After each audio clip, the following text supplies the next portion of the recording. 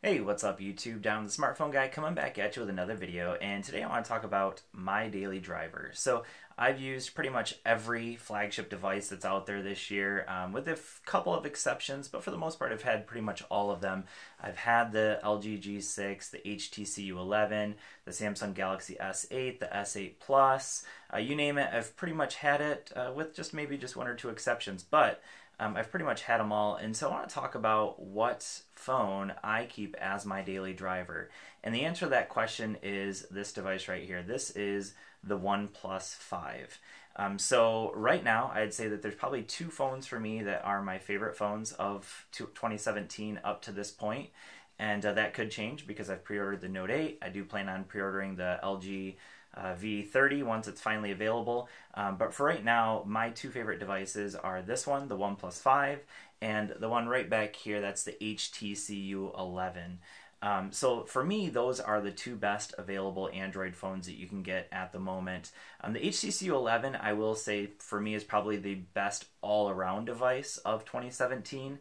But for me, the phone that I want to keep in my pocket on a daily basis, and the one I would call as my favorite phone so far, is the OnePlus 5. And so why is this device my favorite? Well, number one is I have no buyer's remorse. I paid $450 for this, and you can pay $450 for it right over there. I'll leave a link down in the description.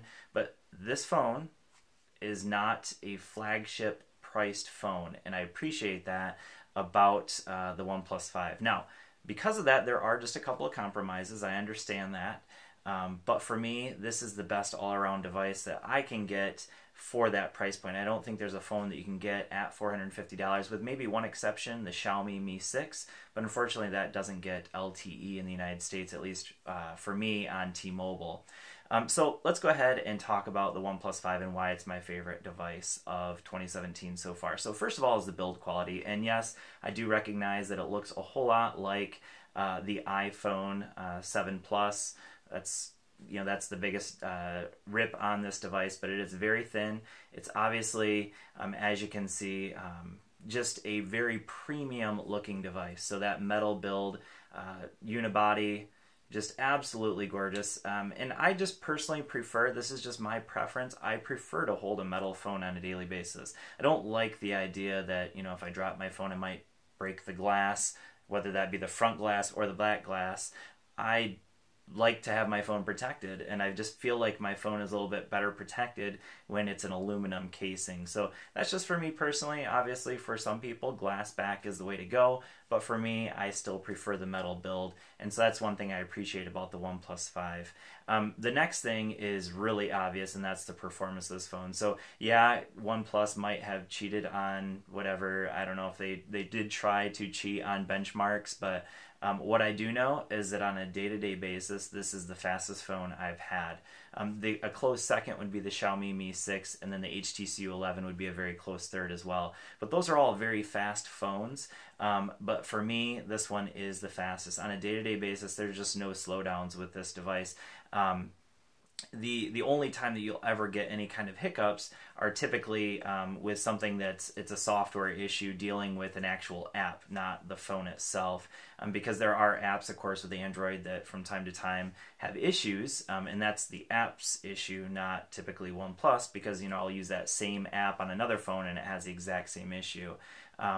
But yeah, in terms of performance, I don't think you're going to find a faster phone. Now, I actually only have the 6 gigs of RAM version of this phone, and it absolutely flies. So with 8 gigs of RAM, obviously the multitasking would be even better. But for me, the 6 gigs of RAM version for $450, I don't see a need to get the extra the extra 2 gigs of RAM. Now, if you do need the extra storage, that would be a reason why you'd want to get the more expensive version with 8 gigs of RAM, because that's the only way you can get the 128 gigs of onboard storage. So that's maybe a little bit of a negative, is the fact that this is not expandable with the storage. So I have the 64 gig version, of course, with 6 gigs of RAM, and because of that, I am a little bit limited. Now, have I ever had to delete anything off of this phone? Absolutely not. And I have not done anything to try to conserve any storage.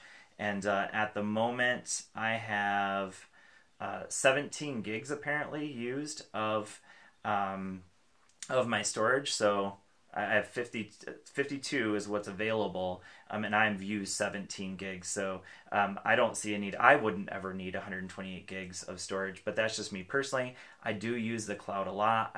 All of my music is housed on Google Play Music, so I don't really need to store any music on my phone itself. So that's not an issue for me. The next thing I want to talk about is the cameras. One huge rip on this phone in the early reviews was the cameras, and I personally think that the dual cameras on this phone have been fantastic, and I've posted a lot of pictures from the OnePlus 5. I really like the portrait mode. I know a lot of people think that it's maybe just a little bit of a gimmick, but personally I really like it. It's been awesome when I want to take pictures of my family. We just went on vacation about 2 weeks ago, and this was the phone that I was taking all of my pictures with. I had the HTC U11 with me, which by the way I do think has a better camera than this phone. Not by much, but it does have a better camera. But I didn't pull that phone out. I was using my OnePlus 5 the entire time on that vacation because I didn't feel a need to get a different phone in order to get good shots. This phone takes very good pictures, whether it be low light, whether it be good lighting. I mean, typically most of my pictures are done in good lighting, and this phone takes fantastic pictures in good lighting, and that portrait mode is really awesome. So the next thing I want to talk about is battery life. Now, that is definitely one area where I would say the OnePlus 5 is a little bit weaker than some of the other devices that I've talked about. The battery life is not bad. It easily is getting me through almost every single day. It'll get me through that day. I'm getting right around 5 hours of screen on time, which, is typically, that's pretty much about what I need to get through a day. Sometimes I can get away with like 4 hours of screen on time, but 4 to 5 hours is what I typically need in order to get through a day. And this phone is getting me through a day. And even if it doesn't, you have that option of dash charging, which is crazy fast charging. If you've never experienced dash charging, it is awesome. Now, the downfall of that is that you do have to use the dash charge cable. So I have it sitting right over here. You can't see it. There it is. I always have it sitting right there at my office desk. It charges really, really fast. But if you plug it in with like a regular Qualcomm Fast Charge 3.0 charger, it will not get as fast as what you'd get with other phones that are Qualcomm 3.0 fast charging capable. You get around 1500 milliamps, whereas with dash charging you're getting 3000 plus. So yeah, definitely dash charging is the way to go, but you're limited to having that cable and that charger, that wall adapter. But the battery life is not as good as some other phones out there like the Xiaomi Mi 6. For me personally, that got a little bit better battery life. The HTC U11 gets a little bit better battery life. The S8 Plus is pretty much on par with this one for me personally. The S8 actually got worse battery life. The LG G6 definitely had worse battery life. Mate 9, if you want to throw that one in there, did get better battery life than this one. And that's another phone that I would say, is definitely up there in terms of great devices this year. But for this one, for the OnePlus 5, it gets plenty of battery for me personally. That's just a personal opinion or personal usage, and it's good enough for me. So the next area I want to talk about is software, and that's definitely an area where OnePlus is a huge thumbs up. OnePlus, since I've gotten this device, I think I've had it right around a month now. I have gotten, I think, 3 updates on this device. It's just constantly updating. Now we have EIS it's been fixed. The electronic image stabilization with 4K has been fixed. Now, personally, I don't shoot video at 4K. I don't personally see the need for it. For me, obviously, as a YouTuber, I don't see the need for it. But, if you're a professional videographer, you might need it, but I don't think you're probably going to be using your phone. You're going to use an actual DSLR camera or an actual videography camera, not your cell phone to make professional video. Does this phone take good video? Yeah, absolutely. And the software is fantastic. It's super, super fluid. Obviously, it's basically stock Android. There's lots of cool options within here. Under the device options, so that's what we see here. They allow the customization that you want, not gimmicky things. So you can put in the customization that you want, and I like that a lot about this device. Now, there is just a single firing speaker, so that would be maybe a limitation. It is a pretty loud speaker, and in fact, compared to like the HTC11, this is actually louder, but the HTC11, in my opinion, does sound better in terms of the speaker. But this single speaker is actually, from my usage, louder than what you get out of the HTC11 with its dual speakers. But again, the HTC11 does sound better, in my opinion. So what are you missing with this phone? Well, you're missing waterproofing. This phone does have some sort of water resistance. Now, we don't really know because we've seen videos where people actually have tested out some of the water resistance, but there's no official waterproofing or water resistance with this phone. So I'm not going to personally test it. It's gotten wet a few times, but I haven't had any issues with that. Just, basically sprinkling, running through a sprinkler or whatever. That's about the only water that this has seen. So I wouldn't, drop it in water by any means to test it. But there is some kind of water resistance there, just not officially. And so that's maybe a little bit of a downfall there. Audio quality wise, you do have a headphone jack here at the bottom.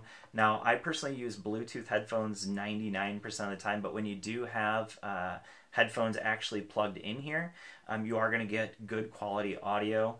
So that's great. And then, of course, it's unlocked. It's GSM unlocked. You can carry it to whatever carrier you want. Obviously, if you're on Verizon or Sprint, you're probably not even watching this video anyways, but you can't use it. So that's a downfall. I wish that this phone was universally unlocked. But for the price point, for $450, this really is a fantastic device. And it makes it super hard when I paid $1,000 nearly for the Note 8, knowing that, this is really, for me, the device that, when I use the Note 8, will I love it? Will I want to go back to this? I don't know. I can't say because I don't have the Note 8 yet. It's on pre-order. I should have it in a couple weeks. But for me right now, at $450, this is my daily driver. It's not a perfect phone, but it's a great phone, and it's definitely one that you should consider if you're looking for a phone at a decent price that performs very, very well in just about every area, every aspect. Check out the OnePlus 5. I'll leave a link down in the description again. Thanks for watching, and I will see you all in the next video. Peace.